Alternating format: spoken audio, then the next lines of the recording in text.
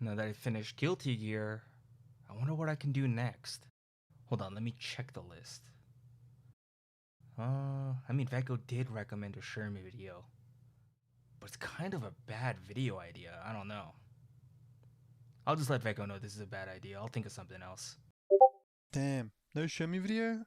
That sucks. What was that? Hello? Anyone there? No one's here. おやすみなさい。 What the fuck?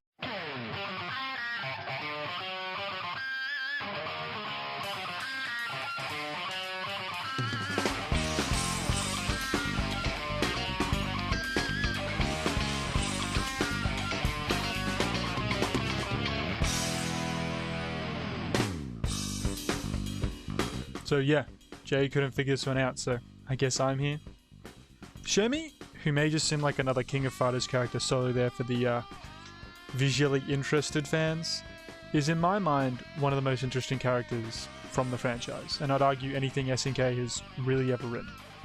So to truly understand Shermie, you need to cover more than just the basics of design and playstyle. You really need to look back and start where it all began.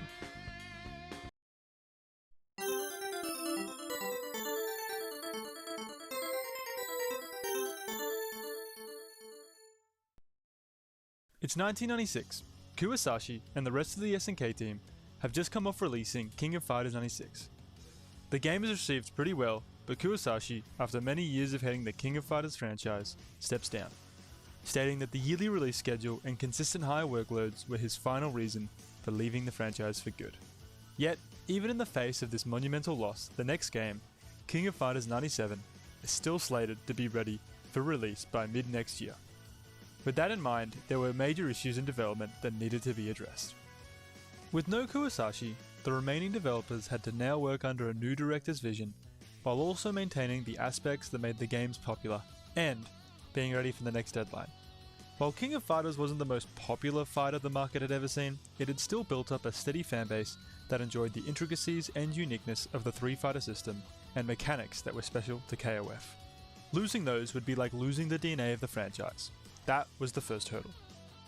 Deadlines were not surprisingly a large issue for developers. KOF 95 had some trouble in development, but was still ready for localization then release. 96 was another story. Staff had a multitude of new mechanics, characters, and visual effects that needed to be implemented and play ready within 1 year. The most obvious problem faced was actually the size of the game. With new characters and more events in-game, 96 broke the limits of the Neo Geo platform. New hardware was required to provide enough memory to even run the game. Even then, that wasn't the biggest roadblock in development. The most consistent problem was the characters. Kasumi had the least issues in development, due to her being essentially fully designed already through her original game, Art of Fighting 3, and her addition was to coincide with that game's release. Chizuru was the opposite. Designing a completely new character that would also play a major role in the story was a tall task. Her pixel sprite alone took a whole month to complete, and staff had to work overtime to finish her. Designers said that Chizuru was one of the key factors in the messy schedule. Geese was also intended to be included in a boss team, and had multiple special moves and soundtracks created before they were scrapped due to memory issues. Whip was also meant to be included as well, but was postponed for a later game for similar reasons. Mature and Vice, two returning characters, weren't even available in playtests or localization tests, as they weren't finished until right on release. Considering all this, SNK staff knew that for KOF 97, they would need to be ready and plan out the full cast early to have everyone ready for the next release. King of Fighters 96 was a continuation of the Orochi saga, a multi-game storyline that had been the intention for the characters from the conception of KOF. Kyo, the main protagonist, was based on old Japanese myths, and it was only right that the story of his games would follow that theming. 95 and 96 had really brought the story to the forefront of the games, and 97 was expected to finally finish the saga with the respect the characters and players deserved. Yasuyuki Oda, a longtime developer for SNK's fighting games, once referred to 96 as the most important game in all of the SNK franchises. 96 was used as the basis for all following KOF games, and even the template for other SNK titles. Because of 96's success and popularity, and its overall presence in the fighting game space, SNK staff struggled when looking for new additions of cast and mechanics. The larger player base made it difficult to design characters that were appealing for a majority of players, while also retaining that KOF uniqueness that the cast brought. Now, with a new director, remaining technical issues from the previous installment, building fan pressure, and a storyline to finish, the staff had to finally decide how to even start on KOF 97.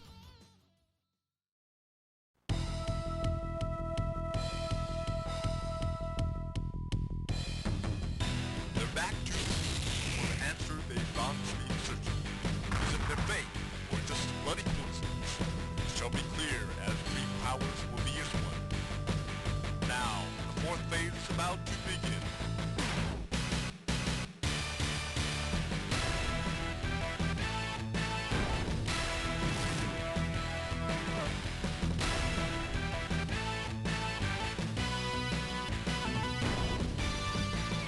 King of Fighters 97. The story moves toward my destiny. There we are, a year away from release and a semi-complete roster, but a lot to overcome. Luckily, the new director had a few tricks up his sleeve. Toyohisa Tanabe was no rookie. He was the battle designer of previous titles and had clear intentions for the upcoming title. Tanabe laid out three main goals. First, 97 needed to bookend the Orochi saga. The long storyline couldn't be left open-ended for another game, and a new entry needed to finish the plot in a way that honoured the characters from the first game in the franchise. Secondly, 97 was specifically aimed towards unifying the gameplay additions of KOF 96, and adding small touches that updated the gameplay without changing the flow of the mechanics. Lastly, and most important, new characters.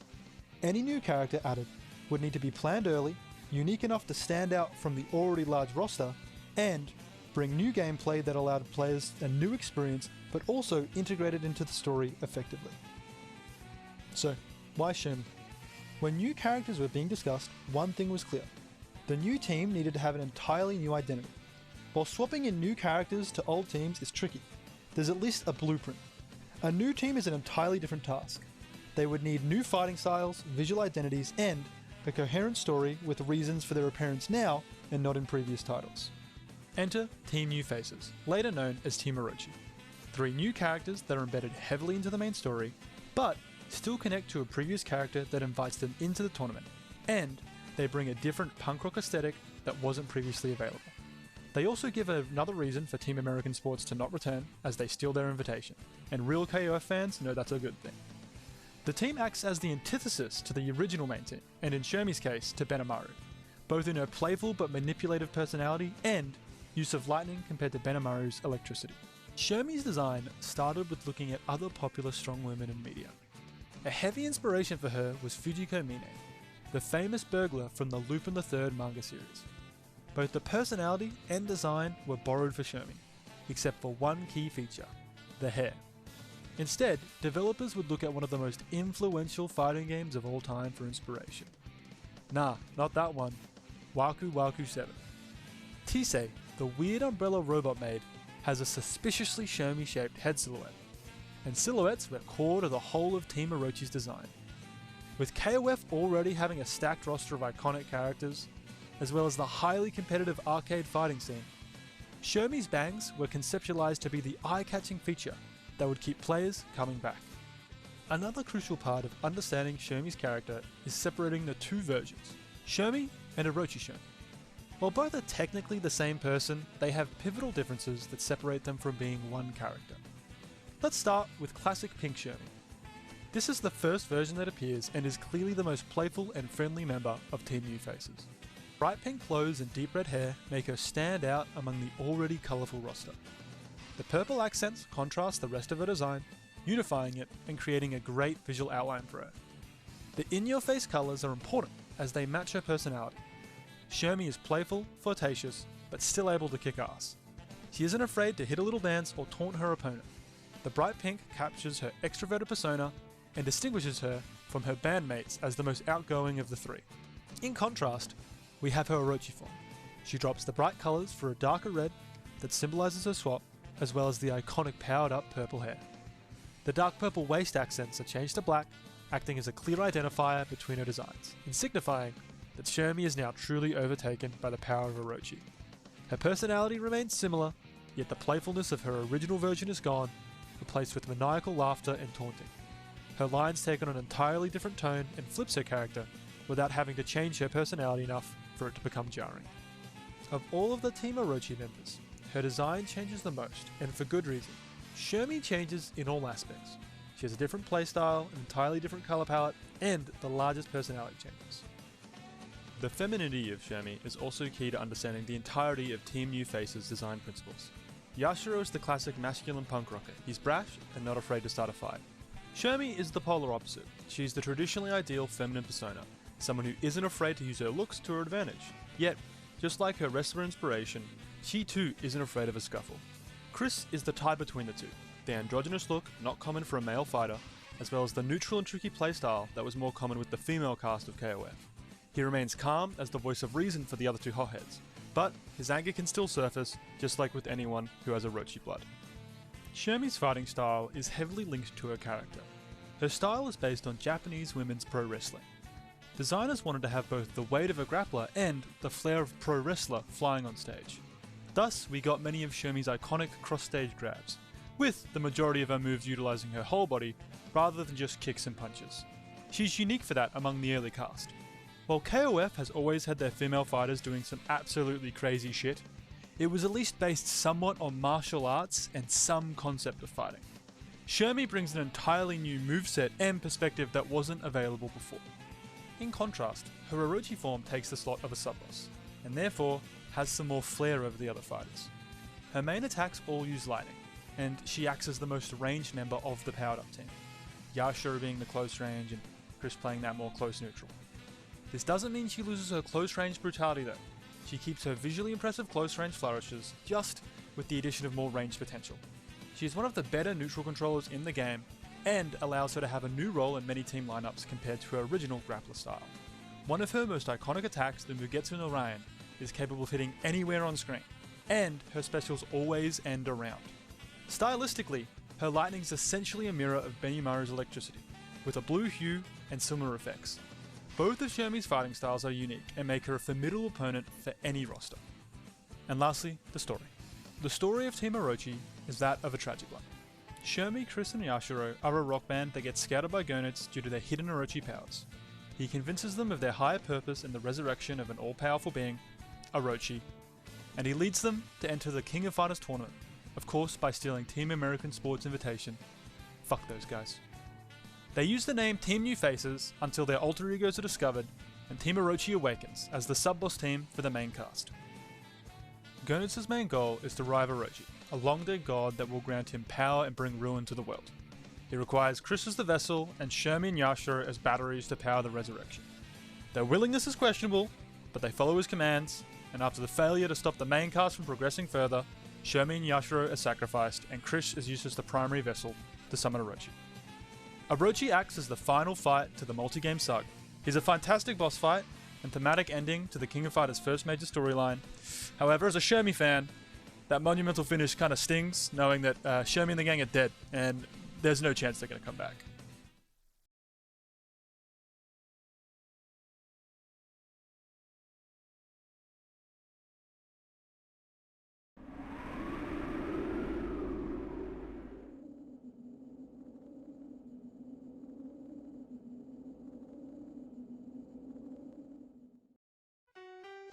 With the impactful end of King of Fighters' first saga, as well as one of the best releases in the franchise, there was little to be concerned about. Yet, one problem arose. Once again with the troublesome roster. After all the work they undertook to create a nearly perfect cast for KOF 97, having characters that canonically die and never return would be kind of a problem. Not just in the sense of a waste of resources, but also for fans that grow attached to both the character story, but more importantly, their gameplay design. This was a major concern for their recent creation, Team New Faces. While KOF is no stranger to returning characters from the dead, all previous deaths besides a certain Goose-related man had been ambiguous. Unfortunately, this was not the fate for Team Orochi, as their primary purpose for both gameplay and story was to be sacrificial pawns. At least for characters like Mature and Vice, you could argue they didn't really die. For Team Orochi, they did just die. For now, it was decided to have the team return for following titles in gameplay alone. team new faces would be a semi-consistent addition to the roster, but would have no presence in the story. Team Orochi would also be a secret team with specific commands or input, similar to Orochi Leona, a neat touch, but still essentially just a relic of a previous saga. While much of the roster got to move on and experience new stories, Shermie was left in the dirt, both physically and metaphorically. Shermie did receive new moves and balancing, but it was only in a competitive sense. She even appeared on teams that made little sense story-wise, cementing her role as a fun, non-canon side character referencing an older story. KOF 2002 was the final appearance we received of Shermie, a sad end to a character with so much to offer, and so little time to show it off. On June 12th, 2018, during an E3 Nintendo press conference of all things, we received our first look at SNK Heroines Tag Team Frenzy. A different take on an SNK fighter to say the least. Hey yo, what the fuck? However, the trailer did confirm one thing: only female SNK characters. Even Mian was there, a character included only in KOF 14, and wasn't even really a popular pick. A rogues gallery of SNK characters to be sure, especially when the game was clearly catering to a certain crowd. Surely there was a chance there was some older fan favourites in there. And a few weeks later, it happened. They released the trailer. Shermie had finally made her return. Not in a mainline game, but in a strange spin-off Guna title. Not what we wanted, but maybe what we deserved. It's great fans got to play Shermie again, even with the weird simplistic controls of SNK Heroines. But surely, this is just a one-off spin-off. It's not going to happen again. Wait, the story's canon? After the events of KO 14? So Kyo revived everyone. That's right. After Kyo was able to reset things in KO 14 and revive every past fighter, we've got another chance to see Shermie in SNK Heroines. And then later, in her official return to King of Fighters in King of Fighters 15. Finally, Team Orochi was back, and this time without the Orochi. All three fighters retained their iconic movesets of their normal forms, while also getting a slight makeover as well. While Shermie kept the bright pinks and reds of her original design, she dropped her purple accents for black to match the new fits of her teammates. Even her in-game nickname was changed from the original Roaring Lightning to Coquettish, really proving that she's French now. She also got a fleshed out backstory, now a fashion designer, and is back as a keyboardist in her team's creatively named band, CYS. Her team doesn't play a huge role in the story of 15, but hey, at least they're there. They joined the King of Fighters tournament to promote their band and solve speaker issues. Might not seem like a lot, but it's better than the Suicide Pact of their original outing. That wasn't all though. In a later DLC, Shermie fans got spoiled with the release of the Orochi version of the team. She retains the sub-boss moveset of her first appearance, with a few new moves and a great redesign, based on the original cult outfits. The playfulness in her personality is still there, as well as the same anger and sadistic vibes that her sub-boss had in 97. By far my favourite DLC release for KO 15, and that's saying a lot because I'm the #1 Sam Show shill. And that's really it. Gameplay wise, there isn't too much of a difference for Shermie, but that was never really the reason I wanted her back. Thanks to Kyo using the Dragon Balls to summon everyone back to life, Shermie and Team Orochi get another chance in the tournament, yet this time is different. Orochi is no longer around to tether them to their sole sacrificial purpose. Shermie finally gets to live for herself. And what does Shermie choose to do with this new free will? Spend it with the friends she fought beside, and continue the band alongside them. I can't think of a better metaphor for her character progression than going from a band of evil sub-bosses to literally a band of funny punk rockers. It's a perfect circle. While Shermie and the gang might not be the most important or popular team from KOF history, to me at least, they have the most endearing story. Those who started out as pawns and whose existence was snuffed out in a single entry, get to return, not to the purpose they served, but to be the characters we never got to see. And that's why Shermie is my favourite fighting game character. And that's the story of Shermie. To me, Shermie is a testament to the importance of King of Fighters in the fighting game space. A franchise with such a long legacy that has been flickering out in popularity comes back strong in the last few years, just like our favourite keyboardist. It's not a unique story, but to me it's a darn good one. I do hope we get to see more of Shermie again, whether it be a mainline game or a spin-off. Preferably not a straight Guna game, but hey, I'll take anything at this point. Oh, and lastly, the only reason I wrote this video was to make Jay play King of Fighters 15 with me, so thanks for watching.